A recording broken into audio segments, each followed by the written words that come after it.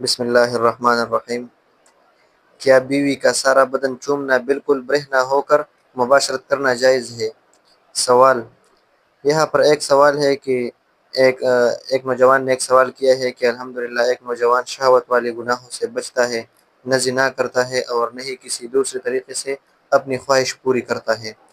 لیکن جب اس کی شادی ہوتی ہے تو وہ چاہتا ہے کہ میں بیوی کی پورے جسم کو چوموں سوائے سبیلین کے، اور اس کی یہ بھی خواہش ہے کہ بالکل اندھیرے میں ہم بالکل ننگے ہو کر جمع کریں تاکہ سکون اور لذت بھرپور طریقے سے حاصل ہو۔ تو کیا شریعت اس کو اجازت دے گی اس طریقے کی جس طریقے پر اس کو اطمینان اور زیادہ لذت ملے؟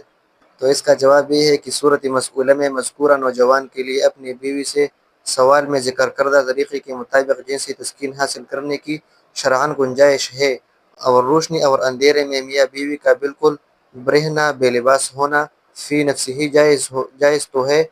لیکن مناسب نہیں۔ مباشرت کے وقت بہتر یہ ہے کہ میاں بیوی اپنے اوپر چادر ڈال لے۔ حضرت عائشہ رضی اللہ عنہا سے ایک روایت منقول ہے جس کا مفہوم یہ ہے کہ نہ تو آن حضرت صلی اللہ علیہ وسلم نے میرا ستر کبھی دیکھا اور نہ کبھی میں نے آن حضرت صلی اللہ علیہ وسلم کا ستر دیکھا۔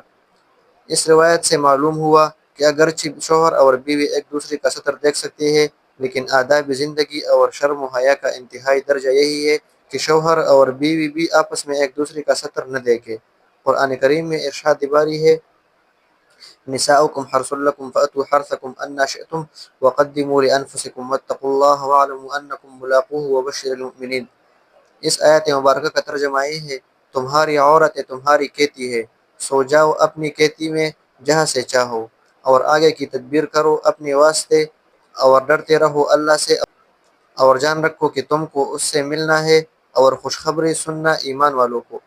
تفسیر عثمانی میں ہے، یہود عورت کی پشت کی طرف ہو کر وطی کرنے کو ممنوع کہتے تھے اور کہا کرتے تھے کہ اس سے بچہ احول پیدا ہوتا ہے۔ آپ صلی اللہ علیہ وسلم سے پوچھا گیا تو اس پر یہ آیت اتری، یعنی تمہاری عورتیں تمہارے لیے بمنزلہ کھیتی ہے، جس میں نطفہ بجائے تخم اور اولاد بمنزلہ پیداوار کے ہے، یعنی اس سے مقصود اصلی صرف نسل کا باقی رکھنا اور اولاد کا پیدا ہونا ہے۔ سو تم کو اختیار ہے آگے سے یا کروٹ سے یا پس پش سے پڑھ کر یا بیٹھ کر جس طرح چاہو مجامعات کرو، مگر یہ ضرور ہے کہ تخم ریزی اسی خاص موقع میں ہو جہاں پیداواری کی امید ہو، یعنی مجامعات خاص فرج ہی میں ہو،